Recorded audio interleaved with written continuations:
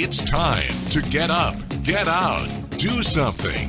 Wake up with Jeremy Grunin. Be a part of the show. 732-505-1160. News Talk Radio WOBM AM 1160 and 1310. Listen online at WOBMAM.com. Hey, welcome back. Wake up with Jeremy Grunin. 7:08 Wednesday, September 7th, 70 degrees, getting up to 86 today, and rainy. WOBM AM 1160 and 1310. News Talk Radio, streaming live on the Radio Pop app and WOBMAM.com. 732-505-1160 if you want to join the conversation, or if you just want to yell at me about something, that's fine. By the way, Bob, I just want to say, this is for Bob in Berkeley. Everyone else, you can just not pay attention for 1 second. I just want to say, you understand that many of our listeners listen on like the Radio Pup app, right? And the Radio Pup app is like a minute or two behind.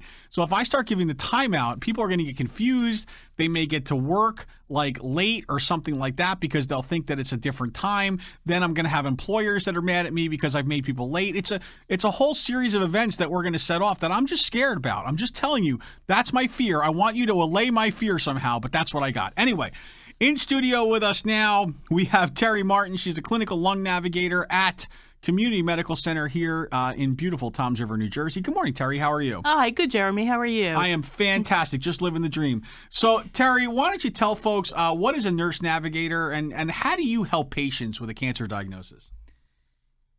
What is a nurse navigator? That's that what is the million-dollar question. Okay. Navigation actually was started many years ago in New York City, actually. And a nurse navigator really is what I call the point person in a patient's health care. When a patient gets a cancer diagnosis, and there are other navigators also, there are navigators for heart conditions, et cetera. But I think that there are probably the most oncology navigators. And really, a navigator, as I said, is the point person. The navigator is the person who is the center of the patient's care. The patient can call me. I can really coordinate their care for them. Really, when a person gets a cancer diagnosis, they sit there and I see that deer in the headlights look. Right. And they don't know who to call. They don't know what to do. And I'm the person they can call. I will help with their appointments. I will. Education is very important with me. I will do all their education. I will be the liaison between the patient and the doctor.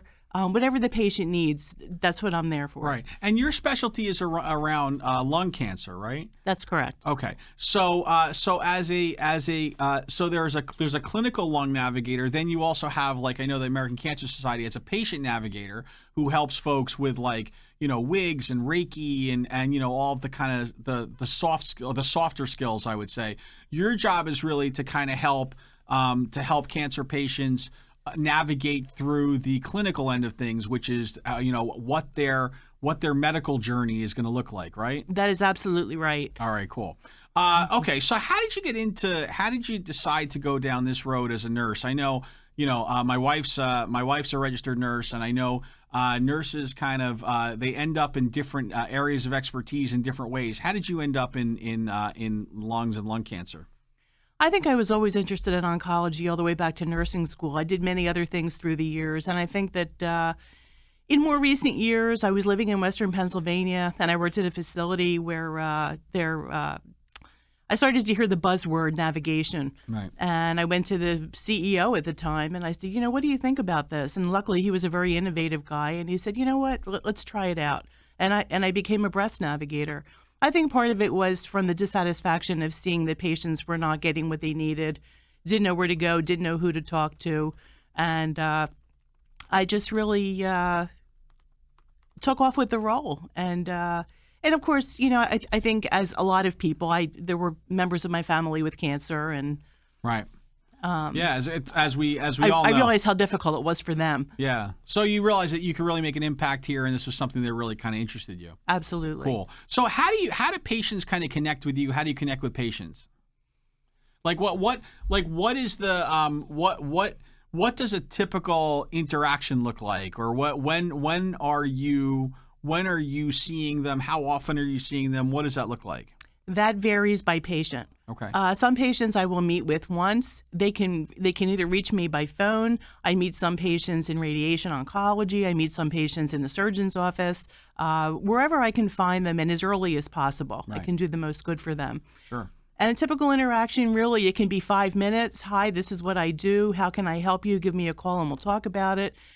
And sometimes that's the end of it. Other patients, I know them for years and years.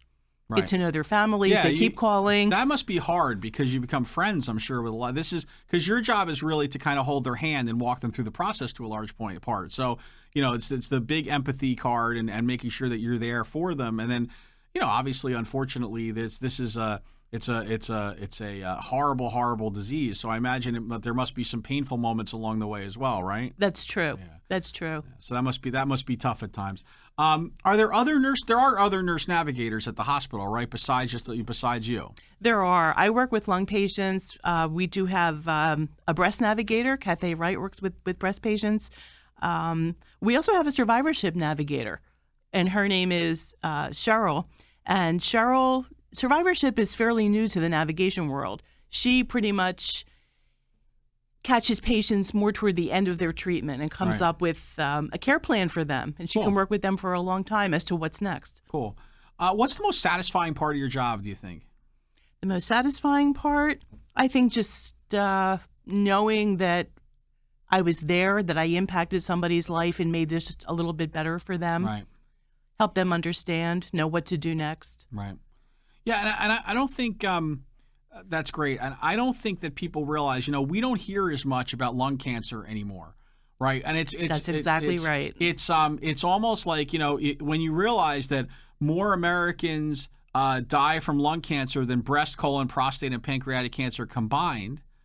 I think we hear a lot about breast cancer. We've even started to hear more about, colon and prostate cancer. But, I think that lung cancer has really been almost put on the back burner, but it's still, that's the one, right? Absolutely. That's the one. And so what's the number one cause or what's the number one issue? Is this still a smoking thing? Is that what it comes down to? It's still smoking. I would say probably 90% of the patients that I work with are smokers or ex-smokers. Right. There are a small percentage of patients, though, that are just predisposed to it genetically and have lung cancer. I think, unfortunately, there is a stigma that goes along with lung cancer, and I think that prevents patients from seeking treatment sometimes. We want patients to know that we do not feel that way when we work with these patients. Right.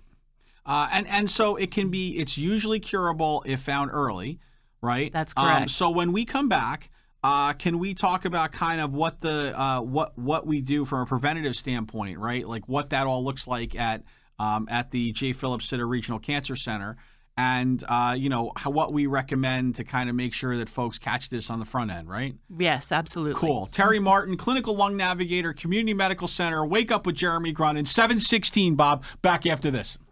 Rush Limbaugh today at noon. More Wake Up with Jeremy Grunin coming up next. News Talk Radio, WOBM AM 1160 and 1310. Welcome back. Wake Up with Jeremy Grunin. It's 7:21 or it's 7:23, depending on what you're listening to, on the radio pup or at the radio station. It's trying to give you the time.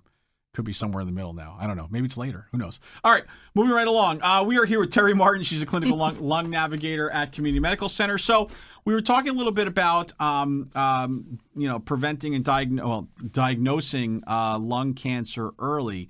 So talk to me. When should folks start going to get screened? Well, we do have a low-dose lung cancer screening program right now. It's fairly new nationally. If you are between 55 and 77 years old, if you have a 30-pack-year history of smoking, which means 1 pack a day for 30 years, or if you smoke, let's say, 2 packs for 15 years, that equals a 30-pack-year history. And if you've quit smoking no more than 15 years ago, or if you're still smoking, and if you are asymptomatic, which means you don't have serious symptoms of lung cancer, then you're eligible for the screening program. Lung cancer is very curable if it's found early. That is the key. And of course, if you smoke, quit.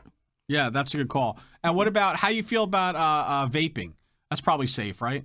No. Yeah, no? Oh, all right. I thought that was okay. I guess I'll have to return my cherry vapes that I just bought. No, I didn't buy vapes. I'm not a fan. They're finding more and more evidence that they're really not good, right? They're really not. So what is the high risk lung cancer screening program? Is that what you're talking about? That's what I'm talking about. Okay, so that's for folks that have a 30-pack history or yeah. Okay, gotcha. And then what is a low dose CT scan? What does that mean?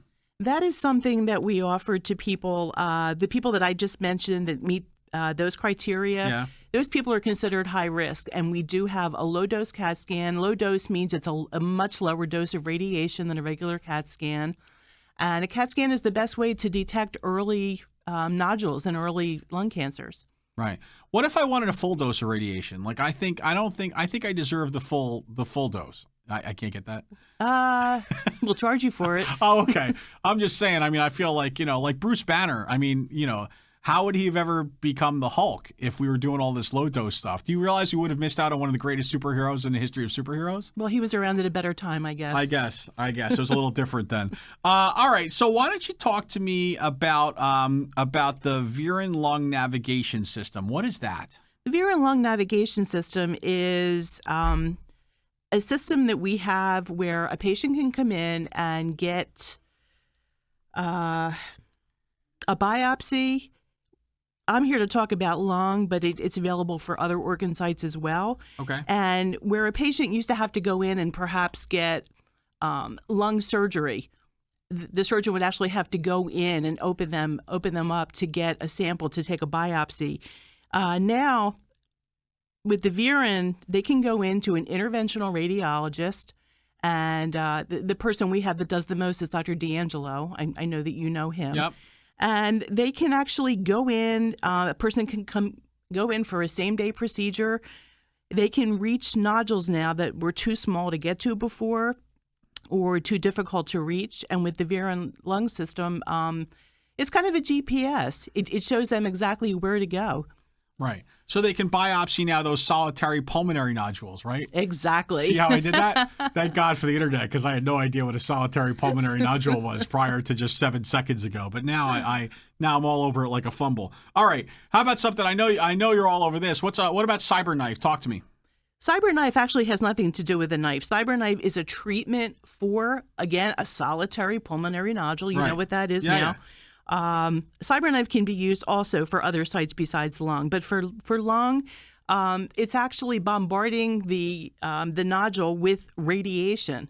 And for patients, now surgery is still the standard of care for lung cancer, but for patients that are not a surgical candidate, CyberKnife is a wonderful option. And we're lucky at Community Medical Center to have it because there are not that many in the region. Cool.